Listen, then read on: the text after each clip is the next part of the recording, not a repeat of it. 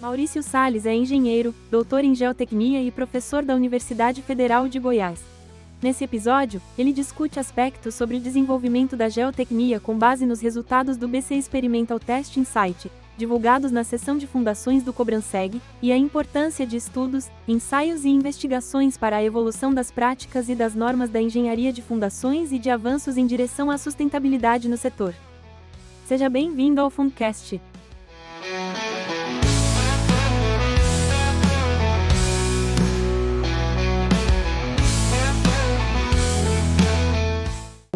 Professor Maurício Salles, obrigado pelo convite, aceitar o convite nosso. Prazer é meu. Como é que tá achando aí o Cobranseg 2024 aqui em Balneário Camboriú? Tá fantástico, né? Assim, a organização, vocês estão de parabéns.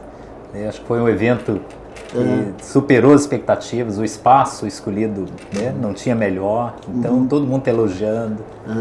A gente estava conversando antes, né? Pô, mas não deu tempo ainda de conhecer a cidade, como é que... Pois é, pô, o evento tá tão bom porque só até o evento sobrou pouco. Mas do pouco que eu vi da cidade, assim, me surpreendeu. Já conhecia Santa Catarina, já vim várias vezes aqui, passei minha lua de mel aqui em Santa Catarina, então... mas não conhecia Balneário. Foi uma grata surpresa. Legal. Professor Maurício, a gente viu ontem, acompanhou na sessão de fundações, né, a participação do professor Poulos, professor Luciano Decour, o Ricardo Borne, apresentando os resultados ali do campo experimental, esse sítio 1, que nós estamos chamando, né? E vários, o que você acha dessa iniciativa primeiro, né, do campo experimental e trazer investigações, ensaios aí com qualidade para, né, estudar o comportamento, nesse caso, de estacas hélice contínua?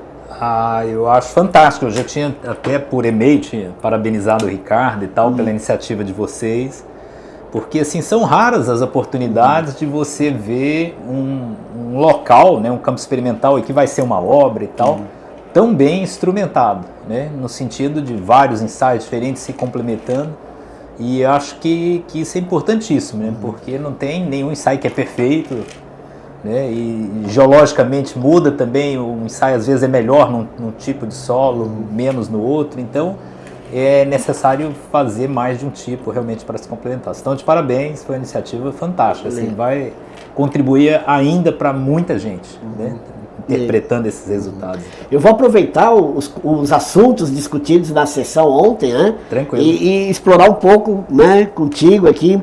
Uma das questões que foram, né, conversadas foi sobre o uso de prolonga, né? Estaca hélice contínua monitorada com prolonga, né? A norma de fundações limita para estacas com mais de 15 metros em 6 metros o comprimento da prolonga. Existe um limite real? Existe um conceito para esse, né, limite de prolonga? Você tem alguma experiência com isso? Porque lá foi feito ensaio, né, com estacas de 25 metros, com 40% de prolonga e a outra 100% com trado, né, sem prolonga. E o comportamento foi bastante parecido, né, então similar, com o desempenho inteiro da curva carga-deslocamento. Mas eu queria ouvir a sua opinião sobre a questão do uso da prolonga, enfim. Eu acho que vai depender muito do solo, realmente. Eu acho é difícil dizer que tem um valor ideal, que tem um valor correto, certo ou errado, porque eu acho que o fato da prolonga, talvez ela possa ser impactar um pouco no resultado quando você tiver perfis de areia mais espesso e areia mais solta, né, que possa facilitar um alívio de tensões e tudo. Mas onde você tiver uma areia um pouco mais compacta ou uma camada de argila com alguma coesão, eu acho que em vários locais a prolonga maior vai ter um efeito parecido com o que vocês encontraram. E acho que a melhor coisa é o que vocês fizeram, né? É fazer a prova de carga com o I100, pensando numa obra, por exemplo, em que você mostrou que a prova de carga não deu diferença, por que não seguir na obra toda baseado no resultado? Né? Então, assim, mais do que um valor pré-fixado de norma, eu acho que a experiência da prova de carga ensaiar com o I100, né, valida que naquela obra faz sentido, ou se pode usar uma prolonga um pouco maior. Né? Então, eu acho que a gente perceber e aceitar isso em norma, talvez na próxima revisão, falar, desde que tenha se feito prova de carga, né, tá liberado para usar uma prolonga um pouco maior. Um outro assunto foi a questão da estaca hélice contínua embutida em rocha. Ali no campo experimental foi executada estacas de 25 metros, perfil de depósito sedimentar, mais estacas de 40 metros de comprimento, que embutiu no material, num gneiss, uma alteração A2, A3, né, material F5 extremamente fraturado. Mas ali a gente pode mostrar, inclusive, fotos ali do material, né, do caixa de testemunho do material que saiu na ponta. Mas é um material rochoso, né, já com a sondagem rotativa, enfim, né. E aí a gente surge aquela discussão, não, mas a hélice contínua é executada até o impenetrável do SPT ou do cone, né, do CPT. Mas a gente fica, mas qual é o conceito então de impenetrável? Né? Como que a gente avalia esse conceito? Por que a estaca não pode ir mais? Enfim, né? Qual a sua experiência aí com essa... Eu acho que assim, na verdade o limite é a máquina, né? Como cada ano a gente vem fazendo máquinas mais potentes, então assim, o que a gente praticava há 10 anos e não conseguia entrar nesse material, e hoje com máquinas com maior torque, né, maior potência nesses motores, a gente vai conseguir chegar em estratos que antes era impensável, né? Então assim, você falar que há 10 anos atrás que ia conseguir fazer essa estaca, ninguém ia acreditar, né? Mas realmente naquela época, com aquelas máquinas, você não conseguiria.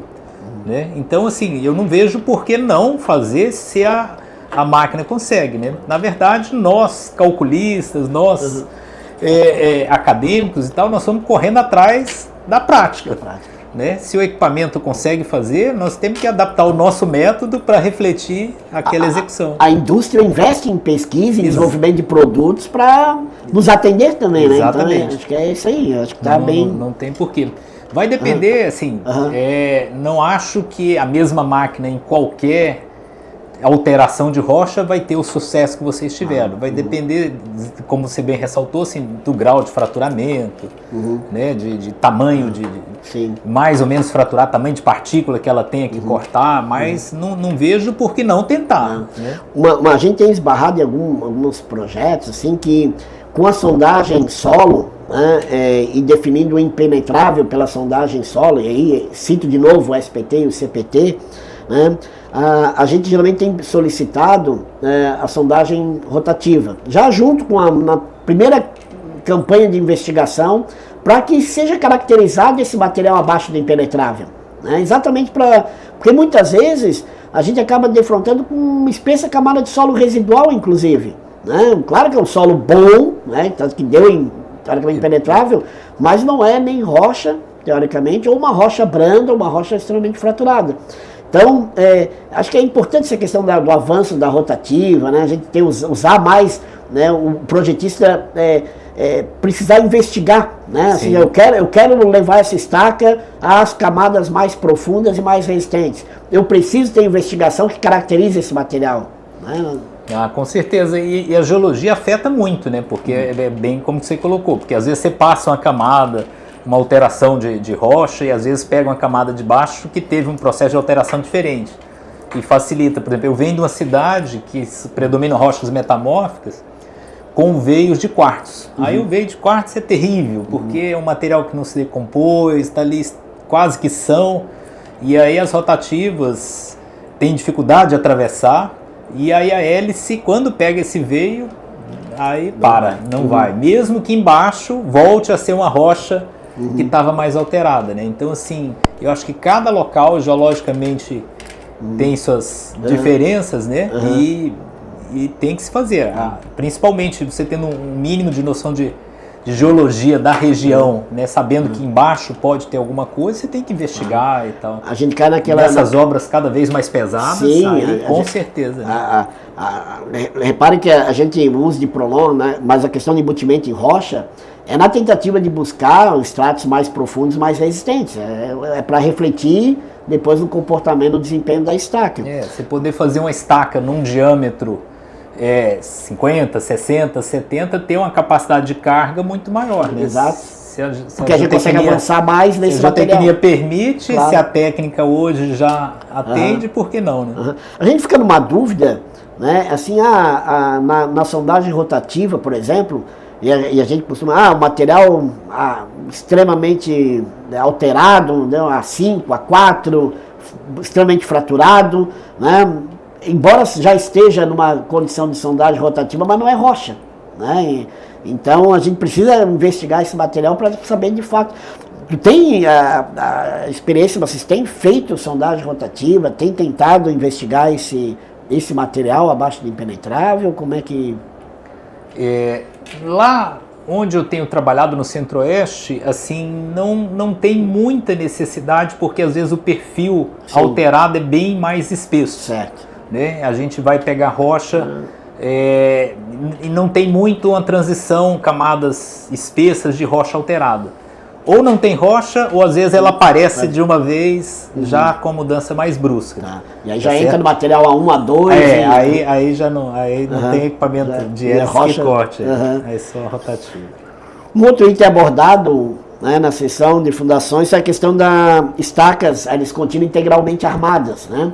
Foi no campo experimental, foi executada a estaca de 40 metros, onde a gente mostrou ali a questão da investigação, né, que a partir dos 36 eram guinais, com um grau de alteração A2, A3 extremamente fraturado, ele de 35, 36 metros até 40, ele embutiu nesse material. Né? E aí foi feita uma estaca com um perfil metálico de 40 metros, ou seja, foi feita uma inserção naquela estaca com um perfil metálico de 40 metros. Né? Você já tem, né, o que tu acha da tentativa de buscar, né, aumentar a capacidade estrutural da estaca com uma armadura integral, né, e tem experiência de descer armaduras longas em hélice, enfim. Assim, esse é um desafio grande, né? Historicamente, eu lembro a primeira obra em hélice que a gente foi fazer na cidade de Goiânia, lá, por exemplo, que era para descer uma armação de 12 metros, foi um sofrimento para descer, né? Então, depois teve uma outra obra que tinha armação na casa de 19 metros, precisamos alugar um guindaste só para botar um peso em cima da armação e mexer em FCK, mexer em fluidez desse concreto, então sempre foi um sofrimento. Né? Eu lembro de uma conversa que eu tive com o professor Poulos em 2010, né? E relatando, a gente discutindo isso, ele falou, mas vocês nunca tentaram armar, colocar um perfil? Eu falei, não é prática aqui no Brasil a gente tentar colocar o perfil. Ele falou, não, lá a gente já faz, coloca e dá certo. Então eu acho, por que não? Né? Assim, se estruturalmente você, né, agrega resistência à estaca e nessas estacas mais longas, eu vou precisar armar mais. Né? Eu acho que uma armação com barras tradicionais vão ter mais dificuldade. Né? Eu não imagino descer uma armação tradicional de 40 metros. Mas já o perfil tem muito mais facilidade, inércia, menor aderência, então eu acho que é por aí.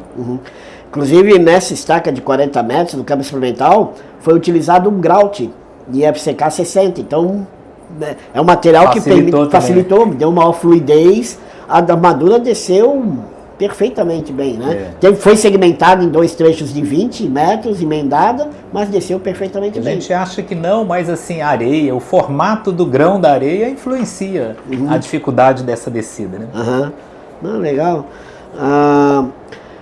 Uma discussão que a gente tem, não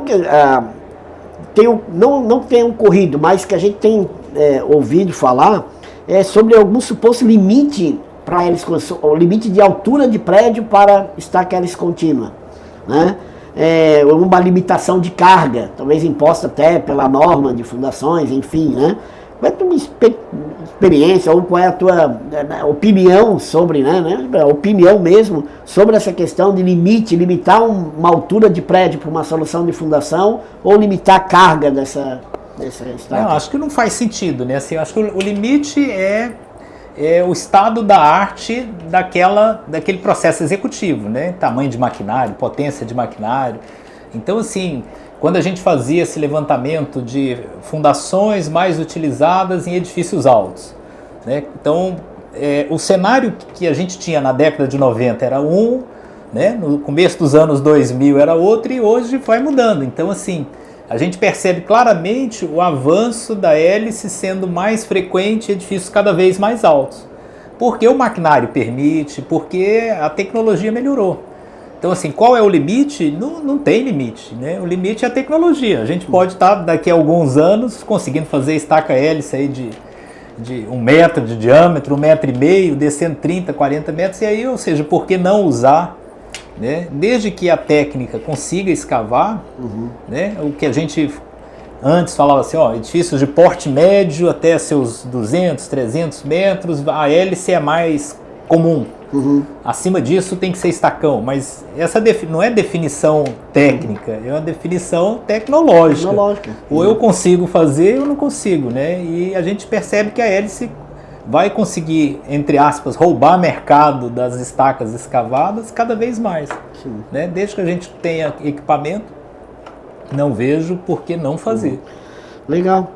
E a questão agora das provas de carga, né? Também o campo experimental, ele no final, claro que a gente testa procedimentos executivos, investigações de qualidade, procedimentos executivos, né? Controles, né? Porém isso é validado de certa forma com os resultados de prova de carga, né? Com certeza. Então, lá o que, né, falar sobre prova de carga estática, tem a convencional e instrumentada, como é que é a sua opinião sobre, né, que caminho seguir aí para as provas de carga, né? A questão da prova de carga, assim, eu acho que é fundamental, né? Assim, eu sou um defensor cada vez mais, porque a gente precisa do resultado de prova de carga no sentido que é o resultado mais confiável, né? Olhando os resultados apresentados ali do desafio para várias pessoas tentarem fazer previsões e tal, a gente percebe uma gama de variação tão grande, dependendo do ensaio, né, que foi utilizado, e isso mostra a importância da prova de carga. Né? Se eu não tivesse feito uma prova de carga ali, qual resultado eu ia adotar? Né? Você jamais ia adotar 4.000 ali com tranquilidade. Né? E se tivesse adotado 2.000 e pouco para ficar do lado seguro, ia rasgar dinheiro. Né? Então, assim, a prova de carga é fundamental, né? Ela é a verdade mais confiável que a gente vai ter na obra.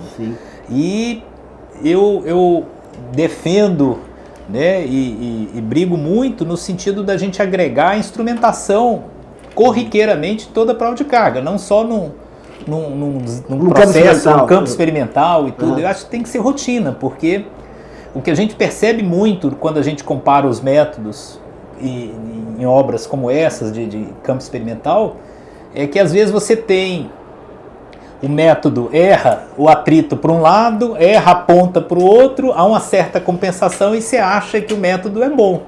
Quando na verdade ele errou 2 vezes, né? E ali foi uma sorte de compensar erros para lados contrários.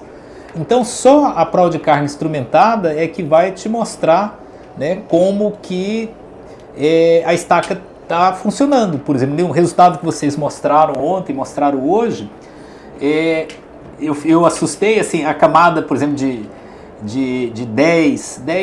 15 a 25 metros, teve uma capacidade de atrito muito maior do que os métodos usuais que a gente adota estavam planejando. Né? A minha previsão mesmo errou nesse trecho bastante, porque o desempenho foi muito melhor do que se esperava nesse trecho. E só a prova de carga é que vai me dizer isso. Né? Então, assim, cada vez mais a gente sabe o limite do nosso conhecimento em geotecnia. E se não for com prova de carga, a gente não vai avançar nesse conhecimento. A gente tem esbarrado também na questão da prova de carga, que muitas vezes a própria norma de fundações, ela estabelece assim, para análise de desempenho, você faz um nível de carga de 2 vezes a carga de projeto, né? Ou até querendo economizar 1,6, né? já lança aquela redução de fator de segurança, né? E a gente tem tentado ao contrário, estimular com que seja feito níveis maiores de carga, e isso leva as empresas de prova de carga a avançar em estudos também nas reações, na estrutura da reação do ensaio, né? Mas o que tu acha da gente tentar elevar o nível de carga dos ensaios, os critérios de carregamento, enfim, essa busca do algo mais, não só para validar aquela carga de trabalho que já tem uma variabilidade nas previsões, mas buscar, qual é a carga, qual é o comportamento, carga, deslocamento no limite da estaca, né? Você tocou num ponto bem interessante aí. Eu acho que a gente teria que ir, né, quanto mais carga eu conseguisse colocar, melhor. Quanto melhor eu caracterizasse o comportamento até bem perto da ruptura, muito melhor.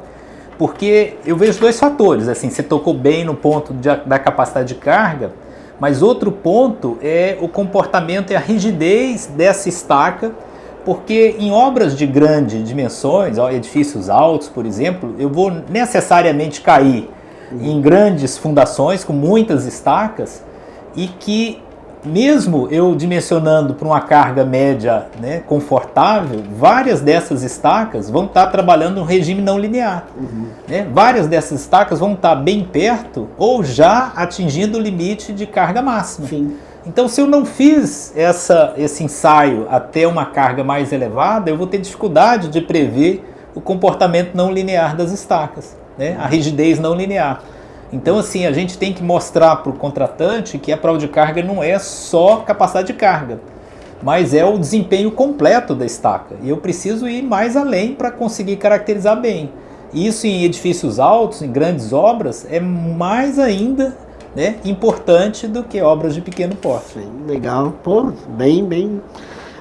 Esse critério de ruptura, né? A gente fala assim de carga de ruptura. Muitas vezes cita-se o diâmetro, jogando para o diâmetro 10%, né, do diâmetro da estaca. Faz sentido isso? Ou, né, tem alguma opinião sobre essa definição? Né? O que a gente percebe é assim, que nas estacas escavadas, quanto maior o diâmetro, e no caso da hélice agora, que a gente está conseguindo fazer comprimentos maiores, a gente nunca vai conseguir caracterizar perfeitamente, nem essa estaca vai chegar numa certa carga e vai puncionar, né? Vai descer bruscamente e que caracteriza ali indiscutivelmente uma carga máxima. Então, a tendência em estacas de maior diâmetro, de maior profundidade, eu tenho um comportamento que não chega um assíntota ali descendo na vertical. Então, a necessidade da gente arbitrar, eu acho que o 10% aí é razoável, né? A gente percebe várias partes do mundo adotam, então assim, eu acho que é um número bastante aceitável pela comunidade internacional. Então, de se adotar o 10% ali, até porque a gente também não quer que uma estaca, qualquer que seja ela, né, recalque tanto, além dos 10% aí. Mas nas escavadas vai ser necessário se adotar um critério de limite, porque nós não vamos conseguir, diferente da pré-moldada, tá certo? Legal. Tem uma experiência com bidirecional, ensaio bidirecional? Sim, assim, bidirecional a gente, né, da empresa que executa muito aqui no Brasil, abriu o banco de dados, a gente tratou esse banco de dados e tal, tentou criar um método, né, para tentar acertar e ficou um resultado muito bom. Então, assim, a gente percebe que é um ensaio que veio para ficar, como, né, foi bem destacado pelo professor Poulos. Cada vez mais a gente precisa fazer estacas com maior capacidade de carga, e o ensaio bidirecional, a partir de um certo valor de carga, ele é economicamente viável e tecnicamente perfeito.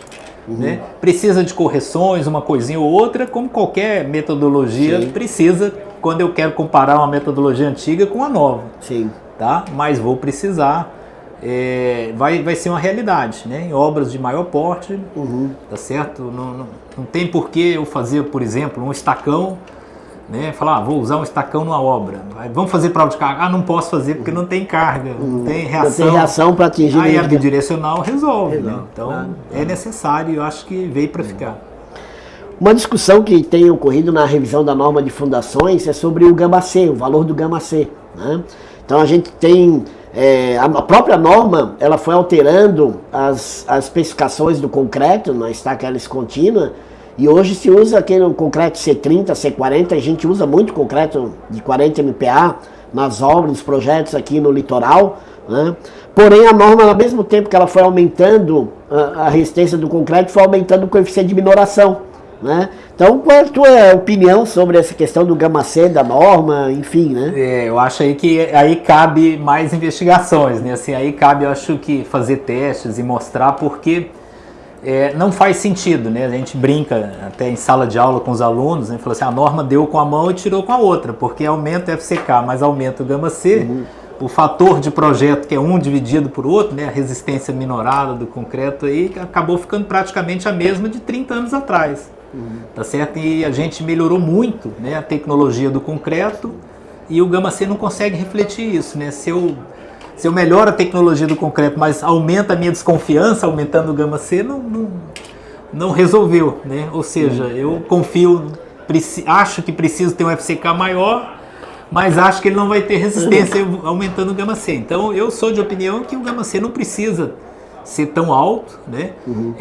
Qual o valor? Vamos fazer ensaios, vamos fazer teste e mostrar que, né, que uma média estatística no Brasil todo, regiões diferentes, concreteiras diferentes, eu estou conseguindo chegar numa resistência tal a partir do FCK. E aí calibrar esse gama C para uma prática nacional e não por medo eu aumentar ele sistematicamente na mesma razão do que a evolução do FCK. Legal. Professor Maurício Salles, obrigado. Acho que a gente, né, discutiu bastante conteúdo aqui. Ó.